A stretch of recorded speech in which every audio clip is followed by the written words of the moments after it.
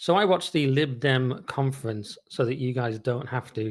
I thought I'd go through some of the funnier moments today and also try and find out what the heck they actually stand for and why Ed Davey is saying that Elon Musk is a criminal.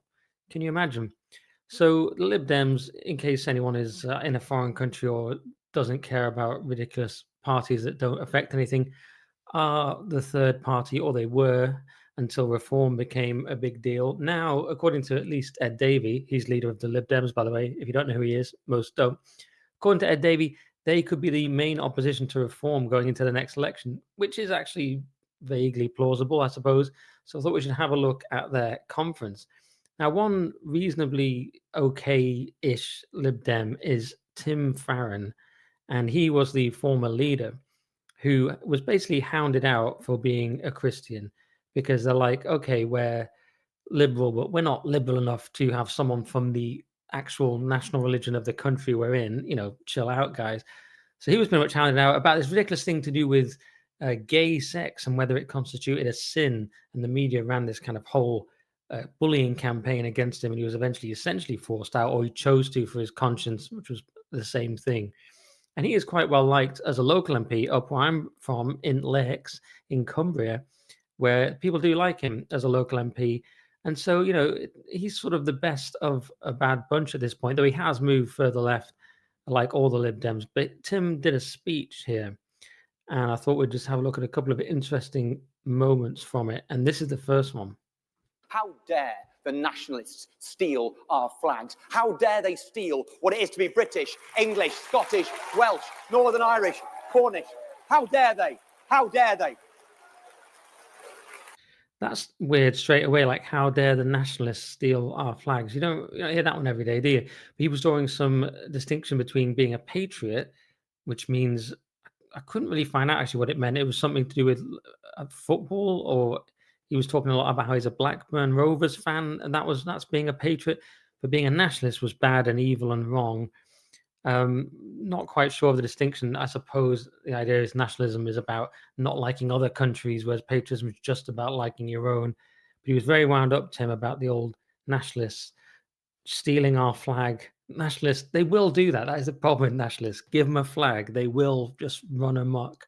And the other bit that stood out to me was this. Our history is strewn with moments of triumph and brilliance where we have lived up to those values, and it is littered with moments of shame too when we have not. But it is a history that we share together. We share it with all comers, newcomers, and we will not have our history, our heritage, our home stolen by the poison of nationalism. So he said we share our history with all comers, newcomers. I mean, what can that possibly mean? How can you possibly have a country and a people that you're so patriotic about, but you share it with literally everyone, all comers, newcomers, so anyone that just arrives in the country? It didn't make any sense. This is the big problem with the whole Lib Dem offer. It's an idea of patriotism that is so nebulous and weak. It just doesn't really mean anything. If it's anyone in the world that you welcome, what does your patriotism consist of? It doesn't make any sense. And this is the whole problem with the Lib Dems offer. I mean, there's many problems with it, but this is one of them. And here again, they say on Twitter, X, formerly Twitter, our flag does not belong to one creed or to one race. It belongs to one people, the British people. We will not let our flag be used to intimidate. And they're obsessed with this idea that people have been using the flag to intimidate by putting it on lampposts and stuff. But what does that even mean? It belongs to one people, the British people. If the British people are so nebulous that you welcome all comers, it's completely meaningless. I mean, at best, it's a kind of tautology, something like British citizens are British, something like that. Or, what does it mean to be British, a British citizen? Or it could mean that kind of circular definition where it's just anyone who identifies as British. You hear stuff like that, then it's kind of like, what is a woman? Well, someone who identifies as one, but what is one? So it's that circular argument. So I've got no idea what this can possibly mean. The British people, really, the British people are very specific people. A few distinct groups who, came here and have been here for hundreds of years. We all know what the British people are. Then, of course, you can get into the civic nationalist argument. Presumably, that's what that means. But then why even say anything? Because if it's just anyone in Britain. So anyway, it's this attempt to reclaim the flag. We know why they're doing it. They're threatened by reform. They're threatened by the flag movement. They know that they've got to maintain relevance. They know that the Overton window shifted. So they come out with stuff like this. The problem is, it doesn't mean anything. Again, just in from day one of Lib Dem's conference, no roundabouts were harmed in the production of this video. So this is just them playing Land of Hope and Glory at the end of Tim Farron's speech and waving the flags, but they're saying that no roundabouts were harmed, in an obvious reference to the people spraying flag paint onto roundabouts. But it's all pretty lame. It's like, hey, we're patriots, but we're not mean, guys. We're not going to deface a mini roundabout. Yeah, as if that's like the worst thing ever. This was interesting from Archie. He, him, guys. Get the pronouns right. The last person on earth still doing pronouns. And he, him says, taking back the narrative and reclaiming our flag as a symbol of an internationalist, progressive, liberal nation standing with the world. So your national flag is a symbol of internationalism. This is where we've reached the just doublespeak, pure nonsense. It's a symbol of internationalist, progressive, liberal. The flag doesn't mean any of that. That's just positing any value, projecting any value onto the flag at all that you like. You may as well say it stands for the conservation of puffins. I mean, it's just complete nonsense. So that's the Lib Dems' take on the flag. It means anything. It means patriotism, but not nationalism. It also means internationalism, progressivism, liberalism, and not painting on roundabouts. That's what we know so far. Then, of course, taking direct aim at their new nemesis, really, Mr. Farage. It says new plastic Patriot Lego-style figures of Nigel Farage were distributed in goodie bags at the Lib Dems party conferences today. And they've actually gone to the trouble of making this, which would be quite a bit of hassle. You've got your little Farage there. What is that, an alternative head? I don't know why he's got that. He's got a little cap, presumably because he's copying MAGA. He's got a little beer. What is that, a little glass of beer there? I don't know, his pants come separate, I suppose. I'm not quite sure he's got the alternate head, but anyways, a plastic patriot is a devastating idea. They're not really sure who this is for. I mean, they're giving this out to people at their own conference. So I'm not sure who it's supposed to convince exactly. Also, they're criticizing him for plastic patriotism, but the following is Ed Davey's idea of patriotism. Let's have a look.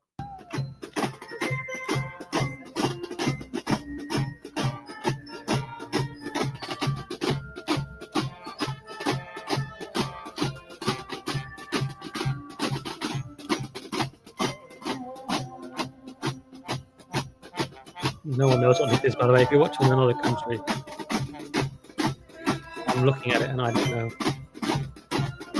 Wait for it in a minute, it gets good enough. Any minute now.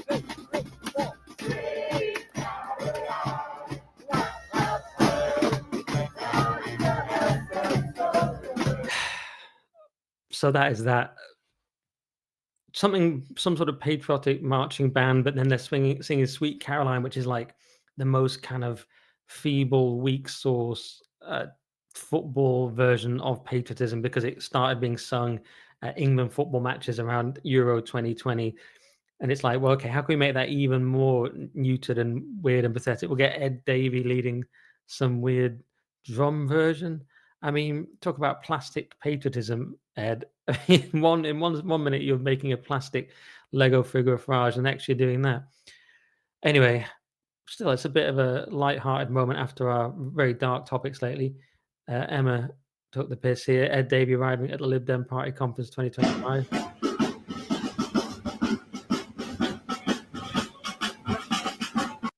That seems to have been something that took place in Holland, which is, kind of what you expect of those guys, isn't it? I don't know what that is. That's the Goose Parade in the Netherlands. So this is Ed Davey. If you haven't seen him before, he's normally on a water slide or doing things like this. Beekeeping. That must be the one thing left that Ed Davey hadn't done. He's like, I've done the water slides, I've done the Alton Towers, I've been on a hobby horse, literally a hobby horse, a fake horse prancing around.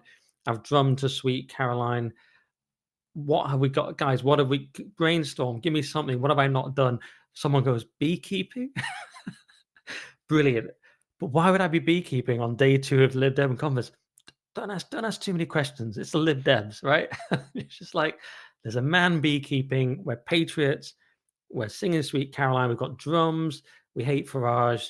Okay, Tim Farron's there, but not very central because he's a Christian. Put him at the end of a long 10-hour stream and make Nick find it. But this is this is the Lib Dem. It's just absolute nonsense. But there is a sinister side because amongst all the beekeeping, and Sweet Caroline played on a snare drum, we have this rather sinister clip where Ed Davey suggests that Elon Musk is a criminal. You're calling for Elon Musk to be prosecuted under the Online Safety Act. Are you saying that Elon Musk is a criminal? Yes. Not just because of the awful things he's done in inciting violence. And for example, he says a civil war in our country is inevitable, that our democratically elected government should be overthrown. They were bad enough. But on his platform, there are examples of adverts pushing people on self-harm, on grooming, even selling videos showing paedophile acts, child sex abuse acts.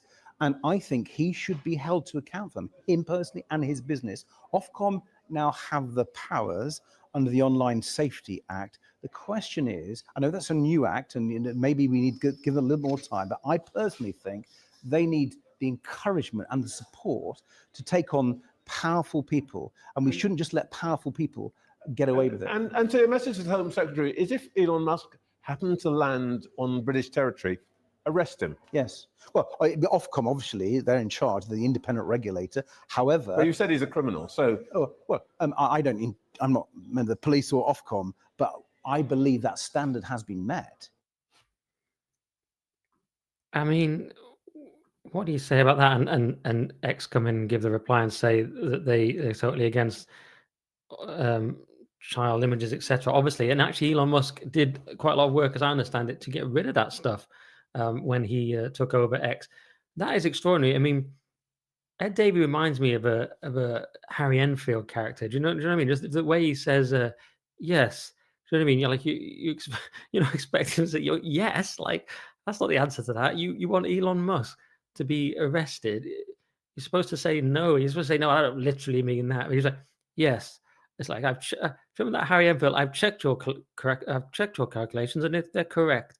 You just sort of, it's Harry Enfield vibes. It's like, who is this guy? But there's a sinister element. I call him a twee tyrant because behind all the beekeeping is the idea that Elon Musk should be arrested. And it's not like it can't happen. We've just seen Graham Linehan be arrested at the airport for tweets. So Ed Davey wants the Online Safety Act, which is already an awful thing, which involves censorship of political opinions on X and so on. He wants that to be used through Ofcom, who themselves have a ridiculous idea. You know what Ofcom are if you're in another country or something? They're this allegedly independent body that regulates media, which is an absurd thing on the face of it.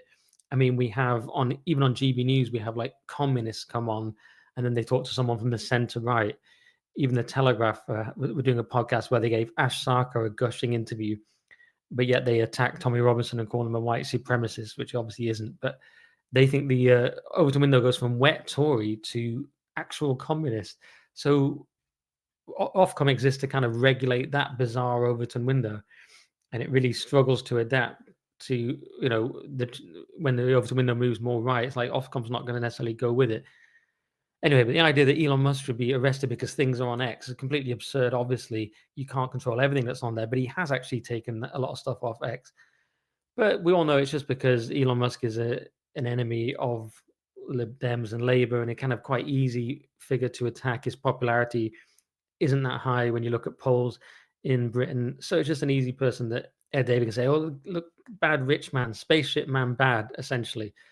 And that's pretty much all he does these days is Ed. He gets on a water slide and he attacks Elon Musk. But this was quite interesting. So Pippa Carrera from The Guardian says, understand that Lib Dem chief exec Mike Dixon cleared his diary this afternoon to meet with lawyers about this, which is, of course, about Ed Davey calling Musk a criminal. I mean, you've just libeled and defamed the potentially the richest man in the world. So could be a slight issue for you there, Ed. And obviously, there's no love lost between Ed and Elon Musk. I don't know if you saw this back in January, but Ed Davey said, people have had enough of Elon Musk interfering with our country's democracy when he clearly knows nothing about Britain. It's time to summon the US ambassador to ask why an incoming US official is suggesting the UK government should be overthrown. Then Elon Musk says, "What exactly do I fail to understand about your failure to stop the mass rape of little girls in Britain, you snivelling cretin?" Got to enjoy a good Musk insult. But also, it's quite funny that the US ambassador he's talking about is Mandelson, who's now, of course, had to step down in disgrace. Well, actually, he wouldn't step down, so he got sacked by Starmer for his connections to Epstein. So I'm not sure why Davey wants to pick a fight with Elon Musk. As I've said, it's an easy target, but it's also not a great target, given that he's the richest man in the world. But anyway, I watched quite a lot of the Lib Dem press conference. They probably will be doing a press conference about this soon, apologizing to Elon Musk. I watched quite a bit of the conference, trying to understand what they're about. Really, I'm left none the wiser. It's this claim of patriotism, but watered down to the point where it literally means nothing. It literally means nothing. It just means we're not the bad people putting up flags on lampposts. We're not Farage. We're not Elon Musk, and that's all. But it was so wet. I mean, one thing, it was a lot of white people. I mean, I'm surprised Channel 4 or someone didn't say, "I've never seen so many white people in my life," because there were a lot of white people. They're all about 70. So that's the Lib Dems. And I suppose they could be a patriotic party, technically, if they really went for it, because they are known to be somewhat NIMBY. No one in the country, especially where I'm from, wants anything built anywhere near them, which I understand. That you don't want any ugly new houses built in your little plot of remaining England, your little bit of the Shire. You don't want anything built. That's what Lib Dems are known for. They also had that thing, didn't they, where they wanted to find people playing music out loud on trains. I mean, I would back that. So they have these moments where it could almost be based Lib Dems if you really wanted to be, but we know they can't really be because they're dedicated to the same vague, woolly liberal managerialism that Starmer's dedicated to, vague and woolly, but also with this sinister underbelly of trying to arrest people for, well, in that case, basically nothing. But anyway, I did watch this video to try and understand what the Lib Dems really are all about. See if you can figure it out from this. What's the point of the Lib Dems? Oh, that's a very good question. Gosh, tricky question. Belief in democracy, equality, inclusion. We believe in freedom. We all believe in civil liberties. One of the things that I love about the Lib Dems that I really stand for is their values around caring. There's no way we're going to say immigrants aren't welcome. Yes, you are. Be it on religious grounds or ethnic grounds, aren't welcome. Yes, you are. The Lib Dems stand for doing the right thing, not trying to get crazy about foreigners coming into this country. Whether black, brown, white, whatever, as long as you're a liberal, we're happy to have you. And it's most of the country is centrist, most of the country is liberal, so yeah, we're a party for everyone. I'm very worried about form and their right-wing values, and they seem to be feeding off, making people afraid. We are the antidote to the Reform Party. Reform thrive on people being angry and wanting something to change and railing against the system. And I think with what we stand for as, being a party that listens to people and actually deals with things and solves problems. The way that the Lib Dems come across to the people is very personable. For people going, right, who am I going to elect in the next general election? If you contrast that with people like Nigel Farage, I think that makes it very clear who you're going to vote for. I'd like to say that we're nice, but we can also be hard as well. We like to stick up for injustice. You can be proud to be British, you can be proud to be patriot, but not to divide through nationalism. People want to be valued, they want to feel that they are understood, and that they have politicians who are going to fight, be strong and stand forward and represent them. And that is 100% what the Lib Dems do. It's just populism. You cannot win a general election just on immigration. You have to have policies. We're not clear enough and bold enough about the things that we believe in. We absolutely believe in the rights of LGBT plus people, including trans people, to live dignified lives. We absolutely believe in properly funded public services. And in my view, that should come from taxing the richest a wee bit more. So could we be a bit bolder? Could we be a bit braver? Could Ed Davey be a bit clearer? Absolutely. Okay, well, he did admit it at the end. So what the Lib Dem stand for? It was something to do with doing the right thing, because, lots of parties are about doing the wrong thing. So that's quite a key distinction. Not being Farage, that was a big one there I got. Quite tough for Reform and Farage to not be Farage, but everyone else can also do that. Welcoming migrants, one of the gender non-conforming people said in there. The guy at the end at least said funding public services. That was the first sort of semi-coherent thing you heard in there. But yeah, doing the right thing, not being Farage. Oh yeah, and there was one woman that said standing up for injustice.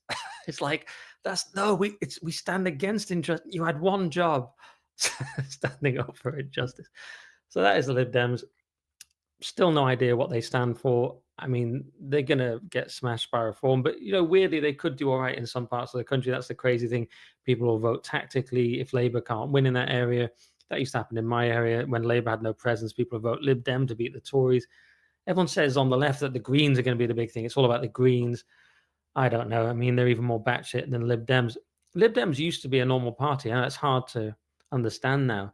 But they had the Orange Book, which Paul Marshall co-authored. Paul Marshall, now the major backer behind GB News and Unheard.